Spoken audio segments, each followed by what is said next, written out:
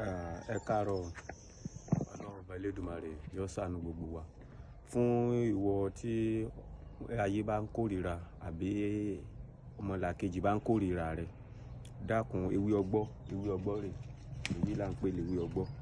Ó bá mi já ewé ọgbọ́ báyìí 16, ẹ bá ń kó sínú apẹ tá a fi jó nǹkan. Ẹ wá bá ń wá ọmọ àtàrí 16, ẹ kó papọ̀. Tẹ́ bá ti kó síbẹ̀, ẹ bá ń wá irú woro, ẹ wá kó sí lórí tí ò ní hàn lẹ́mọ̀, tí ò ní hàn. Tẹ́ bá ti rí sí bá, ẹ bá ń jó papọ̀. Tẹ́ bá jó tán, ẹ wá mú síbíìmù kọ̀ọ̀kan nínú rẹ̀, ẹ pò mọ́ṣẹ́ dúdú, kẹ́ mọ́ fi wẹ̀. Ní tó kù yẹn lẹ́ mọ́ á lò láàárọ̀ pẹ̀lú ọtí ṣìnáàpù láàárọ̀. Ewé ọgbọ́ ní òní wọ́n mọ mú ti ẹ̀gbọ́n bíkíbi, wọn tó kórìíra rẹ̀ mọ́.